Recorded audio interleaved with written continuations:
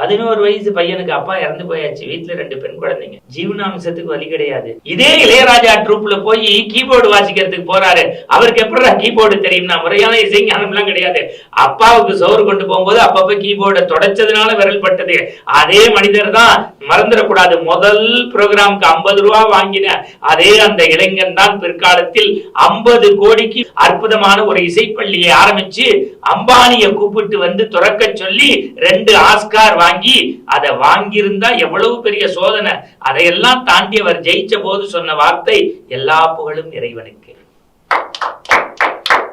வயலூர் வள்ளல் பெருமானாகிய நம்முடைய முருகப்பெருமானை இதயத்தில் தாங்கி, நாவில் சரஸ்வதியை ஏந்தி, உலகமெல்லாம் முருகனுடைய நாமத்தை சொன்ன வாரியார் சாமிகள் ஒரு முறை திருச்சியில உபன்யாசம் முடிச்சுட்டு ட்ரெயினை பிடிக்க வரணும். ட்ரெயின் புறப்பட்ட ட்ரெயின் அரியலூர்ல விபத்துக்குள்ளாயிடுச்சு.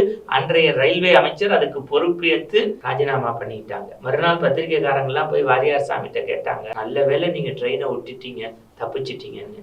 வாரியார் சாமி எப்படி தெரியுமா சொன்னாரு, ஒருவேளை நான் அதுல போயிருந்தா விபத்தே நடக்காமல் இருந்திருக்கும்.